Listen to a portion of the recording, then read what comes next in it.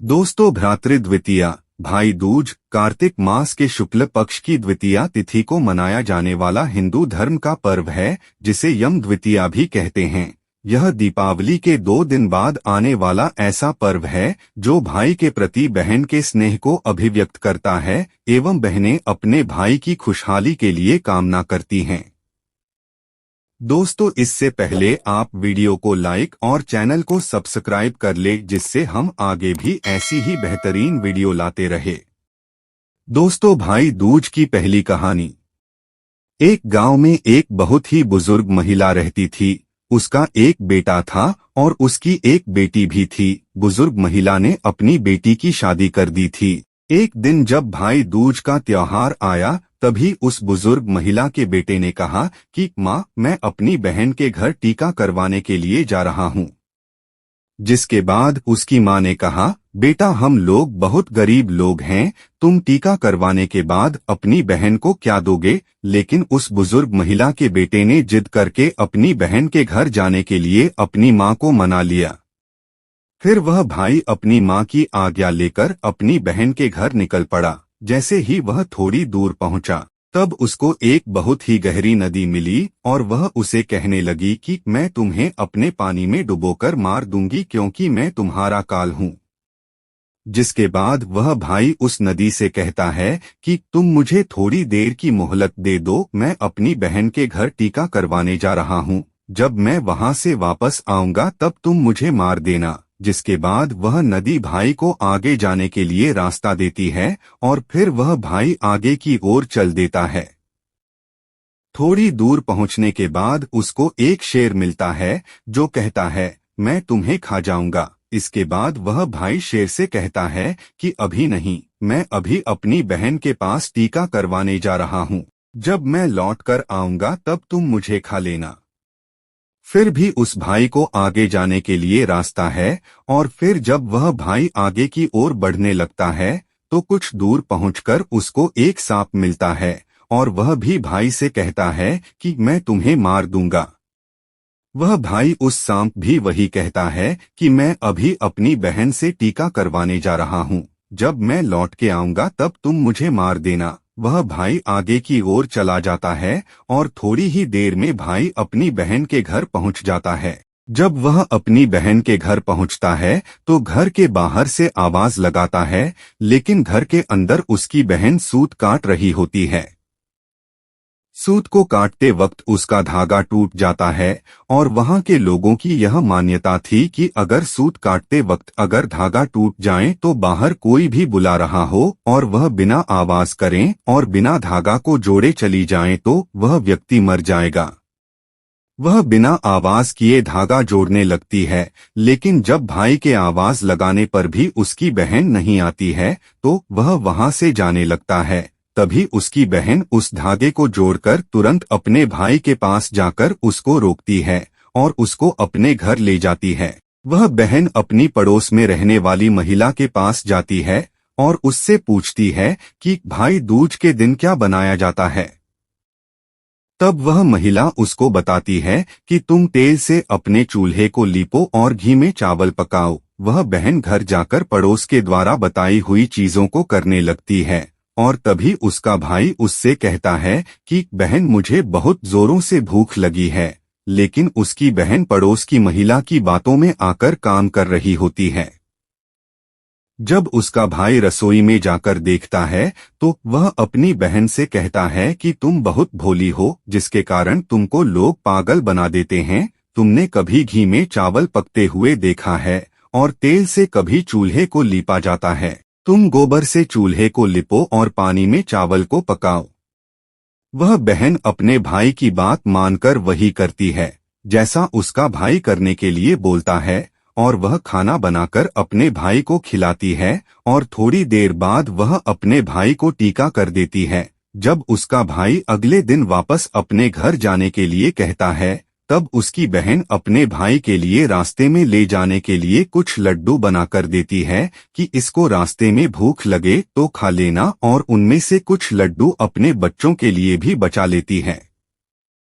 जैसे ही उसका भाई चला जाता है और उसकी बहन के बच्चे जब खाने के लिए जिद करने लगते हैं, तो वह अपने भाई के लिए बनाए हुए कुछ लड्डू जो अपने बच्चों के लिए बचा लिए थे वह अपने बच्चों को दे देती है और तभी उनके बच्चों की नजर उस लड्डू में पड़ती है जो एकदम से नीले हो रहे होते हैं।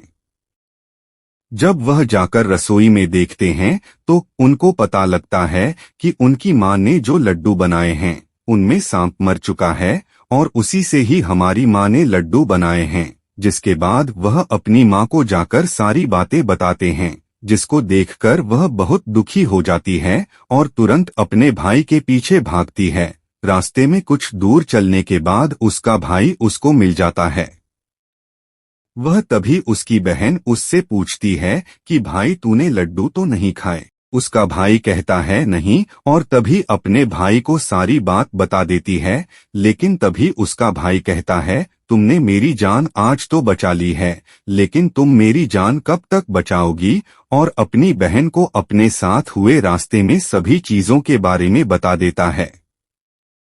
उसकी बहन अपने भाई को अकेले नहीं जाने देती है और उसके साथ जाने के लिए कहती है। उसका भाई अपनी बहन को साथ आने के लिए मना कर देता है, लेकिन उसकी बहन जिद करने के लिए कारण अपने भाई के साथ जाने लगती है। कुछ दूर चलने के बाद जब बहन को प्यास लगती है तो वह अपने भाई से कहती है, भाई मुझे पानी पीना है, बहुत जोरों से प्यास लगी है। उसका भाई कहता है कि यही पास में एक तालाब रुको, मैं उस तालाब से तुम्हारे लिए जल ले आता हूँ। वह अपने भाई को तालाब के पास नहीं आने देती है और स्वयं ही अकेले तालाब के पास जाती है। जब वह तालाब के पास पहुंचती है तब उसको ही बुजुर्ग महिला मिलती है। वह बुजुर्ग महिला को तालाब के पास देख उसकी बहन उससे पूछती है, आप कौन है? जब वह बुजुर्ग महिला बताती है कि मैं एक भाई का इंतजार कर रही हूँ, उसकी बहन ने एक सांप को मारा है जिसके लिए मैं उसका काल बनकर बैठी हूँ।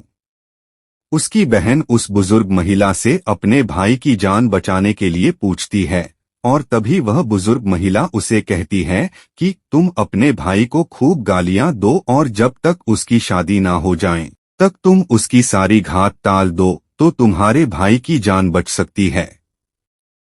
वह बहन तुरंत वापस जाकर अपने घर से एक मांस का टुकड़ा और एक चुन्नी और एक कटोरी में थोड़ा सा दूध लेकर अपने भाई के पास आती है और उससे कहती है चलो। जैसे ही वह दोनों रास्ते में थोड़ी दूर चलने के पश्चात उनको एक वही शेर मिलता है जिसने उसके भाई को मारने के लिए पहले भी रोका था। जैसे ही वह शेर उसके भाई को मारने के लिए आगे बढ़ता है तब उसकी बहन शेर को एक मांस का टुकड़ा खाने के लिए दे देती है, जिससे शेर उस मांस के टुकड़े को खाने लगता है और वहां से दोनों लोग आगे चल देते हैं। आगे पहुंचकर जब थोड़ी दूर पर वही सांप मिलता है तो वह सांप को अपने साथ लाई हुई एक कटोरी में दूध को सांप के आगे रख देती है, जिससे साथ दूध पीने लगता है और वह लोग आगे की ओर चले जाते हैं। आगे जब नदी के पास पहुंचते हैं तब उसकी बहन नदी को एक चुन्नी देती है, जिससे नदी प्रसन्न होकर उनको आगे जाने का रास्ता दे देती है और थोड़ी देर पश्चात वह लोग अपने घर पहुंच जाते हैं। घर पहुंचकर उनकी मां अपने दोनों बच्चों को देखकर बहुत खुश हो जाती है, लेकिन उसकी बहन अपने भाई को गालियां देना शुरू कर देती है। यह देखकर माँ बेटे दोनों बहुत आश्चर्यचकित हो जाते हैं और थोड़े दिन गुजरने के बाद जब अपने बेटे का विवाह करने लगती है।